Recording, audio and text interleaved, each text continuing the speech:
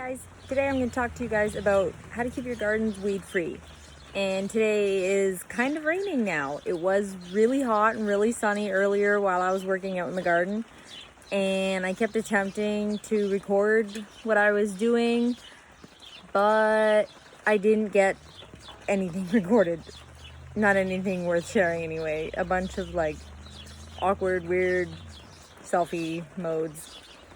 I don't like selfies, so this is really awkward for me sometimes, but it is what it is. I'll tell you guys a little bit about weed-free gardening from my Newport swing that I got for my birthday. Today's my birthday, so happy 30th birthday to me. I'll share with you guys a little clip of us putting together the swing. It was a few hours of work, but we got it done. And it's been really nice and relaxing, and we've been enjoying it all weekend long. Here's Jake with the kids helping me take all of the parts out of the boxes. Once we figured out how to read the instructions, it actually went pretty quick from there.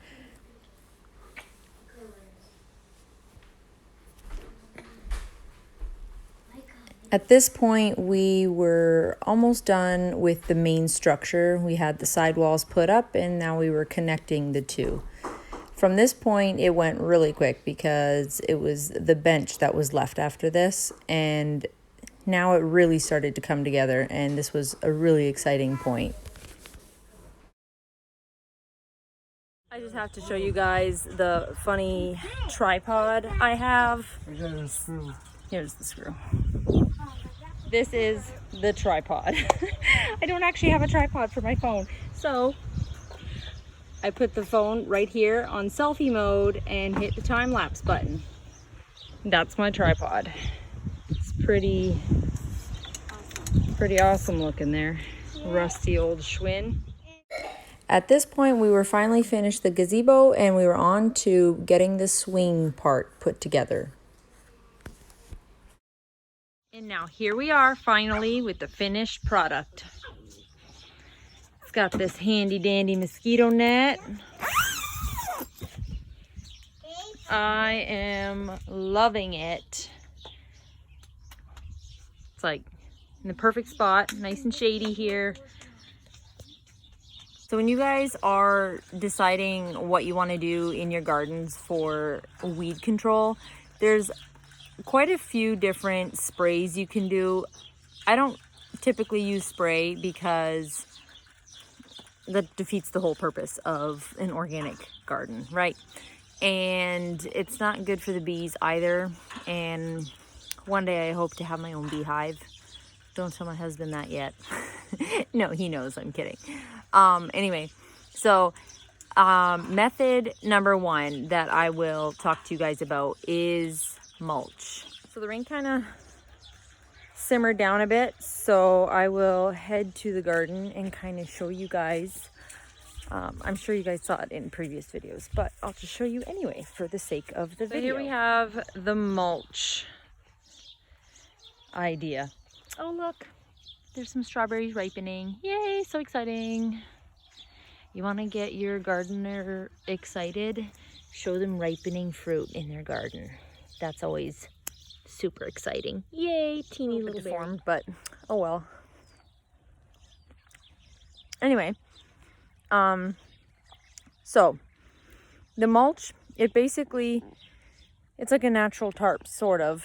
You just put it on a nice thick layer, like 2 to 3 inches the first year especially, and you are basically killing off the weeds because they don't get sunlight. And then what do you do when the weeds come through? Well, yeah, dump more mulch on it. And this method works pretty good. I will say it doesn't work as good as the next method I'll show you, but it works quite nicely. Last year, I was not in my garden at all, really. I was inside sick, so I did not take care of my garden. And my weeds they had overtaken the entire garden.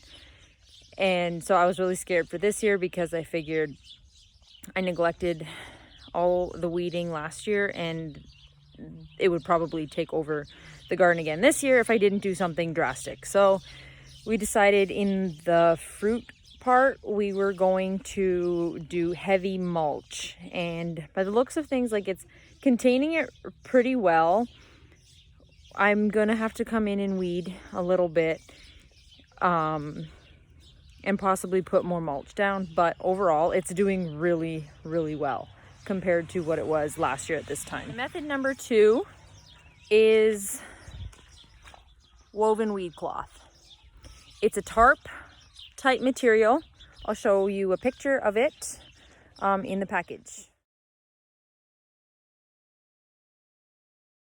It comes in a few different section sizes, and I'll show you guys kind of how we put that down. It's just rolled out on top of the dirt after we added some topsoil to our clay. We put a nice layer of compost and topsoil on top of our existing dirt, and then we rolled out the woven weed fabric. And this stuff, it's not the cloth stuff that you often will find at Walmart and stuff. This stuff you can get at Lowe's. I've seen it on Amazon and I think Home Building Center. I'm not sure if Canadian Tire carries it, but I know there's a local greenhouse supply that actually covers, like, actually carries like a bulk roll, because they use it in greenhouses a lot, the ground cover. But it's a game changer, and I think this is how I will be gardening from now on. As you can see, there's like these lines in here. They're really nice. They're all a foot apart or 12 inches apart, so it makes seed spacing and plant spacing really nice and easy. This method is probably my favorite because I have done virtually no weeding in here whatsoever. I'll occasionally come in and, you know, pull a weed out of the plant hole wherever I planted or seeded something, and that's it. Like, there's almost nothing to weed, which is crazy because if you're a busy parent, if you have multiple children, and if you homeschool, or you just have a really busy schedule but you want to garden but you're like, oh, it's just so much work, this is the best method by far. Mulch works great, but you still have to spend some time in the garden weeding. Mainly what I'm doing now is I come in to water my garden, and once we get the drip irrigation in, which we plan to do in the next few weeks, hopefully, we're really trying. Jake does seasonal work. He works on greenhouse construction, as well as a Etsy shop that he runs. He does some woodwork for Etsy, and I'll actually leave a link for that in the description so you can kind of see our Etsy shop.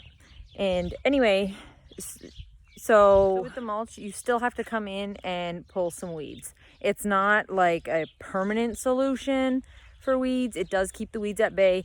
And I've seen a lot of strawberry farms in our area anyway use straw to keep the weeds at bay. That's also a really good mulch to use. And grass clippings. If you're doing it on a small scale, most people have a lawn that they go cut the grass. Some people bag it and just dump that in and along beside your plants. It's a really good option. But like I said, it doesn't keep all the weeds down. With the woven weed fabric, I've seen a lot of people put drippers underneath the plastic, and then technically you need to do that before you put the tarp down. So you need to know where your rows are going. But I didn't quite know how I wanted to plant the garden yet, so we put it down just to keep the weeds from coming up while we were,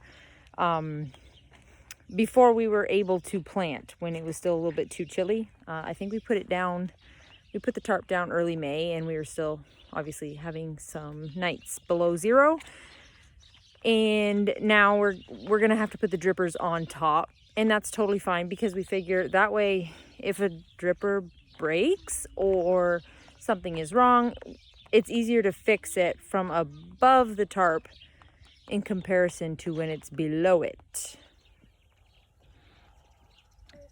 Micah's boots are broken, so he's using Melanie's old ones.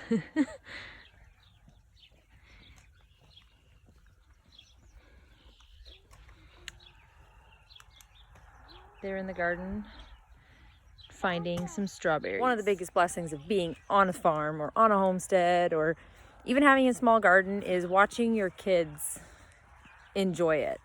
And it's really encouraging because we're homeschoolers, so it's like they're learning homeschooling. It's like summer school, only no books involved. Did you see the rainbow over there? No. Okay, come over here, guys. Do do do do do. There is a rainbow way over there. Come over here. Come stand over here, and you'll see it. Right there. I see it. I see it right there. It's red, yellow, and blue, and purple. I can't see purple. Can't see the clouds.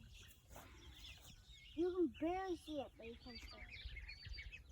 You guys see that? Right there. Just a slight little rainbow. Let's see if we can zoom in on it. Wow, isn't that amazing?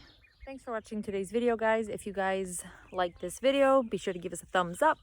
If you guys have any ideas or how-tos that you'd like me to share with you guys, let me know in the comments below.